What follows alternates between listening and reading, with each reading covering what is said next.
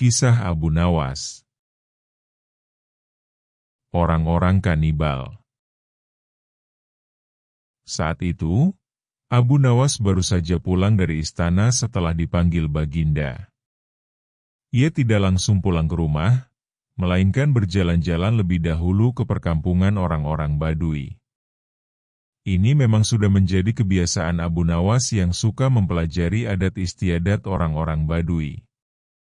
Pada suatu perkampungan, Abu Nawas sempat melihat sebuah rumah besar yang dari luar terdengar suara hingar-bingar seperti suara kerumunan puluhan orang. Abu Nawas tertarik, ingin melihat untuk apa orang-orang Badui berkumpul di sana. Ternyata di rumah besar itu adalah tempat orang Badui menjual bubur haris, yaitu bubur khas makanan para petani. Tapi Abu Nawas tidak segera masuk ke rumah besar itu, merasa lelah dan ingin beristirahat, maka ia terus berjalan ke arah pinggiran desa. Abu Nawas beristirahat di bawah pohon rindang. Ia merasa hawa di situ amat sejuk dan segar, sehingga tidak berapa lama kemudian mengantuk dan tertidur di bawah pohon. Abu Nawas tak tahu berapa lama ia tertidur, tahu-tahu ia merasa dilempar ke tanah. Brak! Ia pun tergagap bangun. Kurang ajar. Siapa yang melemparku? Tanyanya heran sembari menengok kanan-kiri. Ternyata ia berada di sebuah ruangan pengap berjeruji besi. Seperti penjara. Hai, keluarkan aku. Kenapa aku dipenjara di sini? Tidak berapa lama kemudian, muncul seorang Badui bertubuh besar. Abu Nawas memperhatikan dengan seksama, ia ingat orang inilah yang menjual bubur haris di rumah besar di tengah desa.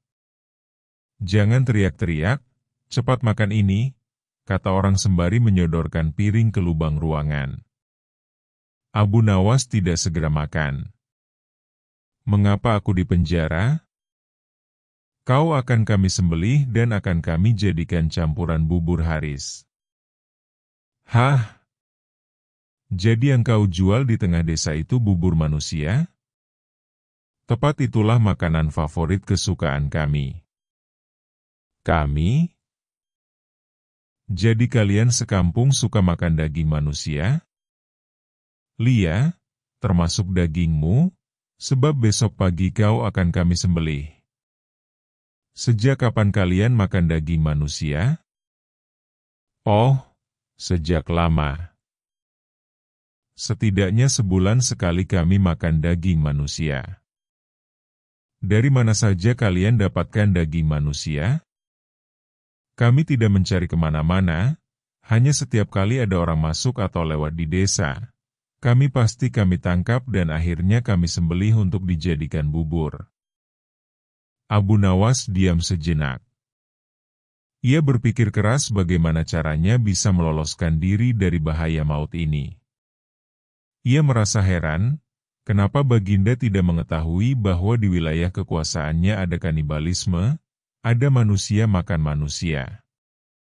Barangkali para menteri hanya melaporkan hal yang baik-baik saja. Mereka tidak mau bekerja keras untuk memeriksa keadaan penduduk. Pikir Abu Nawas. Baginda harus mengetahui hal seperti ini secara langsung, kalau perlu. Setelah memberi makan berupa bubur, Badui itu meninggalkan Abu Nawas.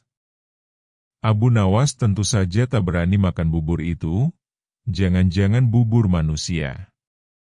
Ia menahan lapar semalaman tak tidur, tubuhnya yang kurus makin nampak kurus. Esok harinya Badui itu datang lagi. Bersiaplah sebentar lagi kau akan mati. Abu Nawas berkata, tubuhku ini kurus, kalaupun kau sembelih kau tidak akan memperoleh daging yang banyak. Kalau kau setuju, nanti sore akan kubawakan temanku yang bertubuh gemuk. Dagingnya bisa kalian makan selama 5 hari. Benarkah? Aku tidak pernah bohong. Orang Badui itu diam sejenak, ia menatap tajam ke arah Abu Nawas. Entah kenapa akhirnya orang Baduy itu mempercayai dan melepaskan Abu Nawas. Abu Nawas langsung pergi ke istana menghadap Baginda. Setelah berbasa-basi, maka Baginda bertanya kepada Abu Nawas. "Ada apa Abu Nawas? Kau datang tanpa kupanggil?" "Ampun tuanku, hamba baru saja pulang dari suatu desa yang aneh." "Desa aneh? Apa keanehannya?" "Di desa tersebut ada orang menjual bubur haris yang khas dan sangat lezat. Di samping itu, hawa di desa itu benar-benar sejuk dan segar. Aku ingin berkunjung ke desa itu." "Pengawal, siapkan pasukan." "Ampun tuanku, jangan membawa-bawa pengawal. Tuanku harus menyamar jadi orang biasa. Tapi ini demi keselamatanku sebagai seorang raja." "Ampun tuanku, jika bawa-bawa tentara maka orang sedesa akan ketakutan dan tuanku takkan dapat melihat orang menjual bubur khas itu." "Baiklah, kapan kita berangkat?" "Sekarang juga tuanku, supaya nanti sore kita sudah datang di perkampungan itu." Demikianlah, Baginda dengan menyamar sebagai orang biasa, mengikuti Abu Nawas ke perkampungan orang-orang Baduy kanibal. Abu Nawas mengajak Baginda masuk rumah besar tempat orang-orang makan bubur. Di sana mereka membeli bubur. Baginda memakan bubur itu dengan lahapnya. "Betul katamu, bubur ini memang lezat," kata Baginda setelah makan. "Kenapa buburmu tidak kau makan Abu Nawas?" "Hamba masih kenyang," kata Abu Nawas sambil melirik dan berkedip ke arah penjual bubur. Setelah makan, Baginda diajak ke tempat pohon rindang yang hawanya sejuk. "Betul juga katamu, di sini hawanya memang sejuk dan segar." "Ah, aku kok mengantuk sekali," kata Baginda. "Tunggu tuanku, jangan tidur dulu, hamba pamit mau buang air kecil di semak belukar sana." "Baik, pergilah Abu Nawas." Baru saja Abu Nawas melangkah pergi, Baginda sudah tertidur, tapi ia segera terbangun lagi ketika mendengar suara bentakan keras. "Hai orang gendut, cepat bangun. Atau kami sembelih di tempat ini?" Ternyata Baduy penjual bubur sudah berada di belakang Baginda dan menghunus pedang diarahkan ke leher Baginda. "Apa-apaan ini?" protes Baginda. "Jangan banyak cakap. Cepat jalan." Baginda mengikuti perintah orang Baduy itu dan akhirnya dimasukkan ke dalam penjara. "Mengapa aku di penjara?" "Besok kau akan kami sembelih. Dagingmu kami campur dengan tepung gandum dan jadilah bubur haris yang terkenal lezat." "Hahaha. Astaga, jadi yang kumakan tadi?" "Betul kau telah memakan bubur kami, bubur manusia." "Hoek." Baginda mau muntah tapi tak bisa. "Sekarang tidurlah, berdoalah, sebab besok kau akan mati." "Tunggu. Mau apa lagi?" "Berapa penghasilanmu sehari dari menjual bubur itu?" 50 dirham. "Cuma segitu?" "Lia, aku bisa memberimu 500 dirham hanya dengan menjual topi." "Ah, masak? Sekarang berikan aku bahan kain untuk membuat topi. Besok pagi boleh kau coba menjual topi buatanku itu ke pasar. Hasilnya boleh kau miliki semua." Baduy itu ragu, ia berbalik melangkah pergi. Tak lama kemudian kembali lagi dengan bahan-bahan untuk membuat topi. Esok paginya Baginda menyerahkan sebuah topi yang bagus kepada si Baduy.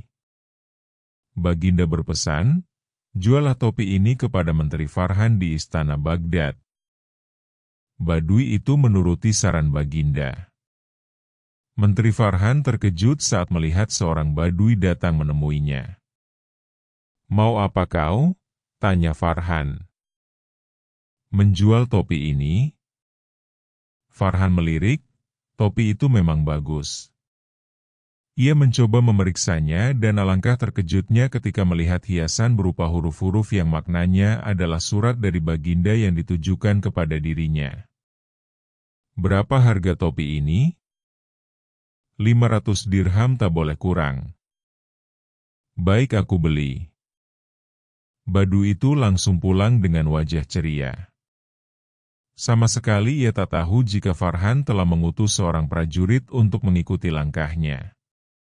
Siangnya, prajurit itu datang lagi ke istana dengan melaporkan lokasi perkampungan si penjual bubur. Farhan cepat bertindak sesuai pesan di surat Baginda. 1000 orang tentara bersenjata lengkap dibawa ke perkampungan.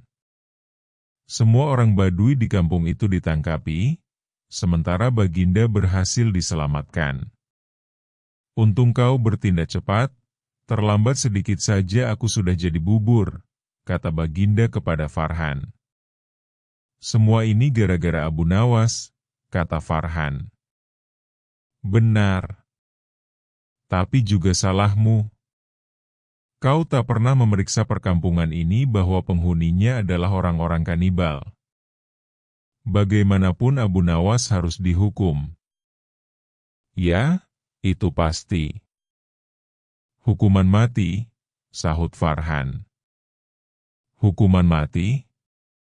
"Ya, kita coba apakah dia bisa meloloskan diri," sahut Baginda.